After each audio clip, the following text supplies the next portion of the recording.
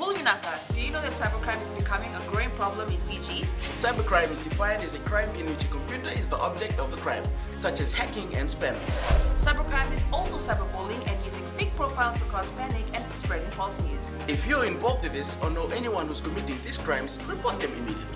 I'm Polly. And I'm Peter. We host the Traffic Jam Show on City FM. From 3 p.m. to 7 p.m. every weekday. Do the right thing. Yanavanaka, Fiji. In this bulletin, George Floyd death continues to grip the world. Random testing continues for health workers. And ministry issues ultimatum to company. From the studios of FBC Suva, Jackie Spade. Some Fijians yesterday joined the growing global protest towards racism and police brutality. Led by Shamima Ali, this concerned group wanted to have their say in the growing unrest following the death of American George Floyd in a case of suspected murder by a police officer. The Floyd case has given rise to protests and riots in America, as well as demonstrations in other countries. Ali says she and a few family friends wanted to show their concern.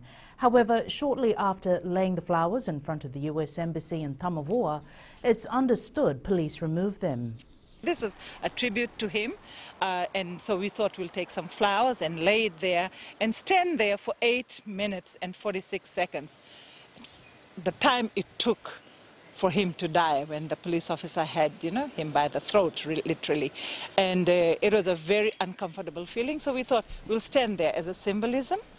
It's also about bringing to the fore the amount of police brutality throughout the world, including Fiji.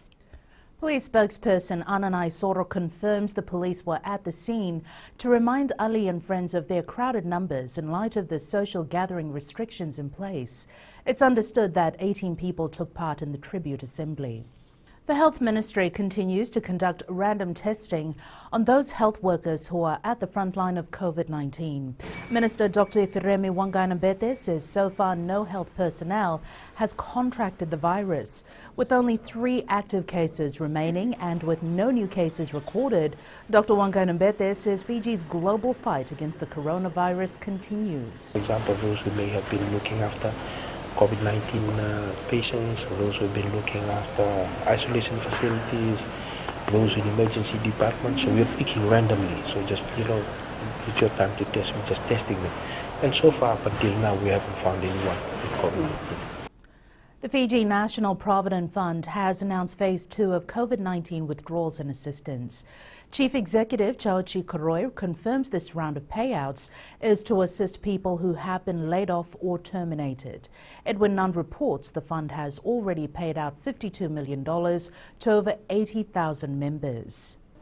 The Fiji National Provident Fund will start processing Phase 2 of COVID-19 assistance 1 week from now. Phase 2 is only for those that have been unemployed or totally lose their job. So that's a very important distinction from Phase 1. Phase 1 had a wider coverage. Members have been put in various groups. Those who've already withdrawn all their coronavirus eligibility and have less than $35 in their general account will receive a lump sum payment of $220 on 5th June. The second group are those who've withdrawn in Phase 1 but qualified to withdraw $880 in Phase 2. They will have to reapply. The next group are those who have more than $35 in their general account and qualified to withdraw $1,100, while the last group are those laid off within the last 6 months who did not make any withdrawals at all. Employers need to assist in helping members reapply. This is quite important, and we're pleading with all our employers. Please work through the members so that they can access their withdrawals. There is a transition period between Phase 1 and Phase 2 of COVID-19 assistance. Received from 30th May and 8th June will be processed under normal unemployment policy. Members assisted under this ground will not qualify for COVID Phase 2 and no government top-up. Members have to reapply for withdrawals with all necessary documents. Edwin Nund, FBC News. The Human Rights Commission is urging Fijians to come forward with their concerns on suspected human rights violations. Commission Director Ashwin Raj says given the suspension of some rights since the COVID-19 restrictions came into effect in March, they have seen a surge in various violations. Raj is urging Fijians to file formal complaints to get justice instead of highlighting allegations on social media. What we need to do is we need to keep pushing on this compliance issue. And therefore, we need to encourage members of the public to come forward and lodge complaints about these things. You cannot be tacit. If you've been wronged by law enforcement agencies, if you've been brutalized or terrorized and all of that, you can't be quiet because of fear of reprisal and recrimination. The Environment Ministry confirms that it will not return the environmental bond paid by China Railway Group for a dredging project at the Singatoka River mouth unless the damage caused is fixed. Permanent Secretary Joshua Wycliffe says they issued a stop work order late last year after a thorough assessment which indicated that the contractor had breached certain conditions in the agreement. However, he states if the group cannot rehabilitate the area, the bond amounting to over $200,000 will be used by the ministry for remediation work at the site. In terms of our safeguards, we still are holding on to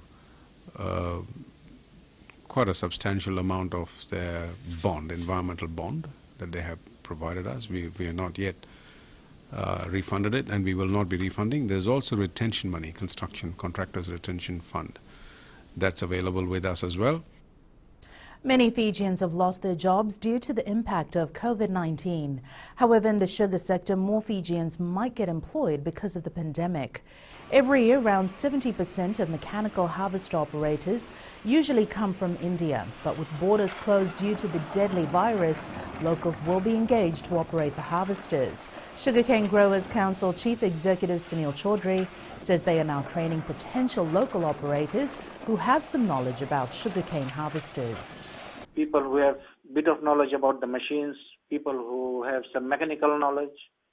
So with the assistance of FSC and vendors in Australia, we are training the operators. Chaudhry says they are working to ensure they can start the 2020 crushing season this month as planned with the minimum impact on farmers. He has confirmed that cane trucks and tractors have received approvals to operate during curfew hours. Coming up, Kali creates history.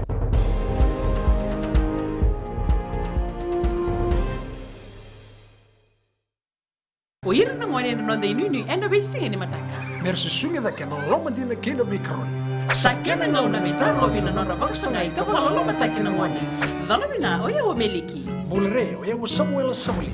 Nama kiki rau enda be mataka. Oni ti kena pakarombuka. Ni wai tiri kalima na miniti me ono kina tiri na kaloko. Ena Radio Fiji One nandomo ibiti.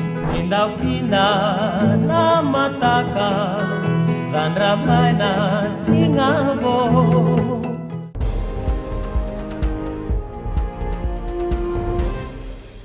Fiji Rugby Union physiotherapist Jennifer Kalik has created history not only in Fiji but the Pacific Islands as well. Kalik has become the first Fijian medical trainer to deliver World Rugby Level 2 Immediate Care in Rugby course. Kalik says she started a few years ago as a medical educator delivering first aid course, and that her to be named the first medical person from Fiji to conduct the ICIR course in the country. From there, I was identified and mentored through a process where I eventually moved up to delivering immediate care and rugby courses. I was a facilitator, and then it wasn't until last year, through the guidance of Isabel Grondin and Talemo Wanga, I finally moved up to course director or medical trainer.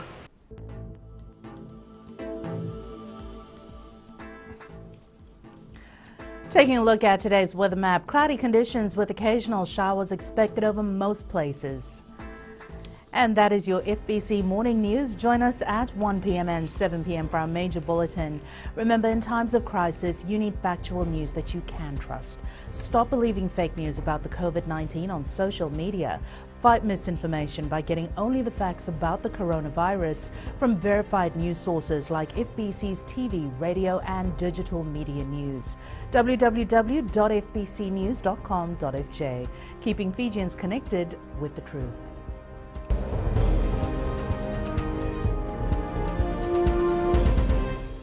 हमारे खूबसूरत देश Fiji में child abuse की घटनाएं आए दिन बढ़ रही हैं। क्यों बच्चों का मासूम बचपन अब्यूज का शिकार हो जाता है? अपने बच्चों की सुरक्षा का खास ख्याल रखें। उनसे बातचीत करें, उनके दोस्तों के बारे में जानें। आज के बच्चे देश का भविष्य है। मैं दीप्ति और मैं मोनिश, आपके हमसफर। शामिल हो जाए हमारे साथ मंडे टू फ्राइडे 5:45 AM से 10 AM तक रेडियो फिजी 2 देश की धड़कन पर।